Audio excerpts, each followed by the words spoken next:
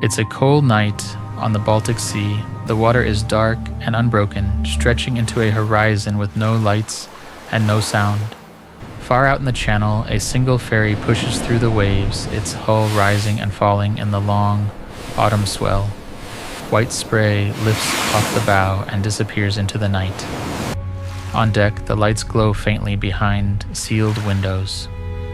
Passengers rest, read, or sleep in their cabins. Inside the bridge, instruments hum at a constant pitch while the crew maintains their routine checks. Nothing unusual, no warning. Just the steady motion of a ship moving toward its destination.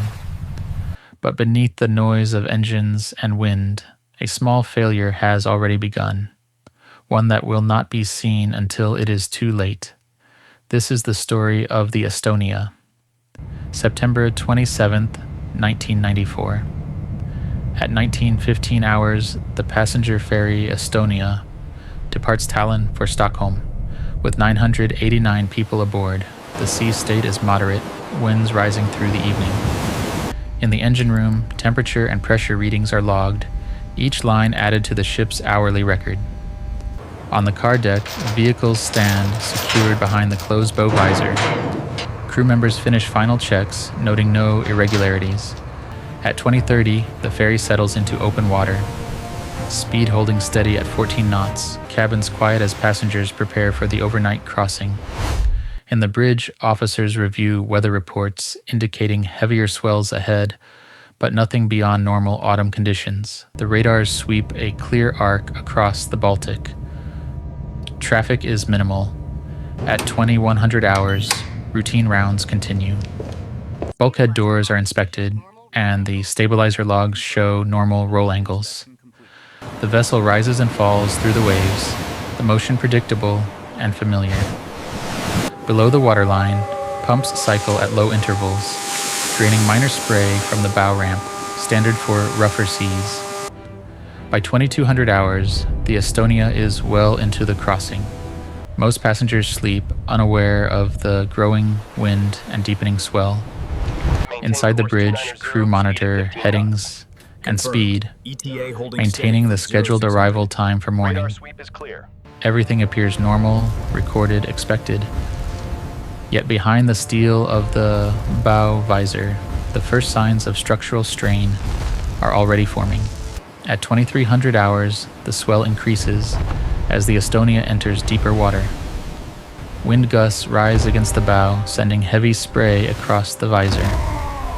Inside the bridge, the roll angle shows a slight increase, still within normal limits. Nothing appears unusual on the instruments, but on the car deck below, the motion sounds different. A dull metallic thud echoes near the forward end, brief, then gone. Two crew members passing through the deck corridor note the vibration, but attribute it to the growing seas. The bow visor, a three-part structure weighing several tons, begins to flex against repeated wave impacts. At 2310, the ship strikes a larger swell. A sharper noise follows, a single impact from the direction of the hinges. In the engine control room, technicians feel the vibration through the flooring, but see no change in their readings. They log the time and continue their checks. Water spray forces its way past the visor seals and into the ramp area, collecting in shallow pools before draining aft. This is still within expected limits for rough weather operations. No alarms sound, no warnings appear. At 23:20, another impact reaches the deck. Longer, deeper, resonant. The visor's locking mechanism, strained by repeated forces, begins to shift by millimeters. Above, the bridge crew monitor wind readings, unaware that the movements below no longer match the vessel's normal behavior. The ship continues forward through the dark Baltic, steady on course while the noise below grows with each passing wave. At 100 hours, the Estonia meets a series of steep wind-driven swells. Each impact sends a heavy shudder through the bow. Inside the car deck, the ramp vibrates under the force, the metal groaning against its fittings. Water begins entering in short bursts as the visor lifts fractionally with each strike. At 1:05, a deep metallic crack echoes through the forward section. The visor's starboard hinge fails first, shearing under repeated load. Moments later, the remaining locks give way. The visor tears upward, exposing the car deck directly to the sea. Dark water rushes in with enormous pressure, sweeping across the floor in seconds. In the bridge, the crew feel a sudden, sharp movement. The ship lists 1 degree to starboard, then 2, then 4. They attempt to correct with stabilizers, but the intake is too rapid. No alarm immediately identifies the flooding point. The car deck is not fully monitored. At 1:10, the vessel's roll becomes severe. Water pours down the ramp in continuous sheets, slamming into bulkheads and vehicles. The free service effect intensifies, each ton of water shifting uncontrollably as the ship tilts. Passengers in cabins wake to the sound of unsecured objects sliding across floors. By 1:12, the list reaches 15 degrees. Crew attempt to broadcast a distress call, but the angle disrupts equipment and footing. A vague message is transmitted. Fragments of words, barely audible to nearby ships. Inside lower decks, corridors tilt sharply. Lights flicker and fail. At 1:14, the starboard list exceeds 20 degrees. Movement becomes impossible without holding onto railings. Water rises quickly within the forward compartments, forcing air upward in violent bursts. The ship is now beyond recovery. At 1:15 hours, the Estonia rolls further onto her side as the sea fills the open car deck.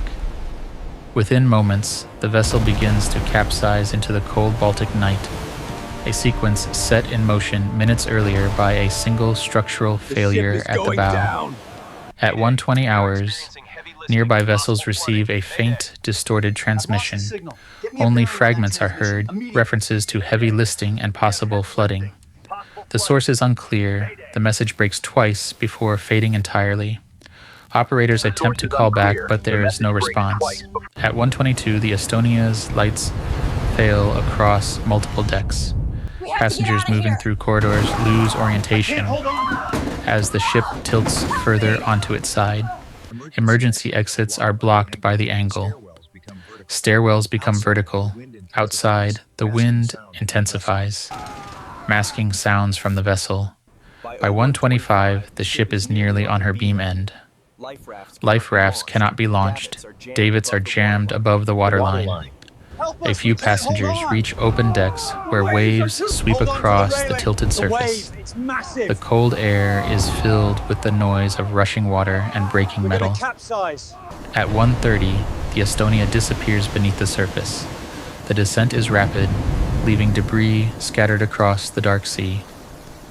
40 minutes have passed since the first structural failure. Search and rescue alerts are issued at 1:50 a.m. Helicopters from Turku and ships from the surrounding lanes are directed toward the last known position. The sea state is severe, winds over 20 knots, waves lifting rescue craft in steep arcs. Spotlights scan for survivors, but visibility is limited by spray and darkness. At 3 o'clock, the first rescue helicopter reaches the area. It locates several overturned life rafts and a small cluster of people in the water. Hypothermia is immediate. The Baltic's temperature is near freezing. Winch operations are slow due to the storm, but survivors are lifted one by one. By sunrise, the full scale of the disaster becomes clear. Most passengers never made it out of the ship. Others succumbed to the cold within minutes of entering the sea. Of the 989 aboard, only 137 are pulled from the water alive. The rescue continues until daylight fades again over the Baltic, but for the hundreds still below, time had already run out hours earlier. In the days that follow, recovery teams mark the site where the Estonia went down. Debris fields are mapped by grid, each section photographed from surface vessels and submersibles. Divers descend briefly, limited by depth and weather, confirming the vessel lies on her starboard side at over 80 meters. Most compartments are inaccessible. The wreck is declared a grave site. The official investigation begins within a week. Data from surviving crew members, radar logs, and radio transcripts is compiled. Interviews detail the moments before the loss of power and the rapid list. Engineers review drawings of the bow visors, hinges, and locking systems, comparing them to recovered fragments. The Joint Commission releases its findings months later. The cause is traced to the failure of the bow visor's locks, weakened under repeated wave impacts. Once open, water entered the car deck in massive volumes, creating a free surface effect that destabilized the ship within minutes. The sequence was too rapid for effective evacuation. Weather, design vulnerabilities, and limited monitoring combined to make survival unlikely for those below deck. New safety regulations follow. Visor locks are strengthened across the ferry fleet. Car decks on similar vessels receive improved surveillance, and maritime evacuation protocols are revised. International agreements on Baltic Sea, passenger ship standards are updated, but none of these changes reached the people who were aboard that night. Along the coasts of Estonia, Finland, and Sweden, memorials are raised. Names are inscribed on stone walls overlooking the sea. Families gather each year on the anniversary, placing candles and flowers along the shoreline. Waves break quietly against the rocks, steady, cold, unchanged. Today, the route between Tallinn and Stockholm remains active, its ships larger and safer than before. They pass near the site where the Estonia rests, hidden below the surface in darkness. Only a marker buoy and a line on a chart remember the exact position. And as the Baltic moves under the night wind, the same question returns in the silence that follows. Why did so many never survive?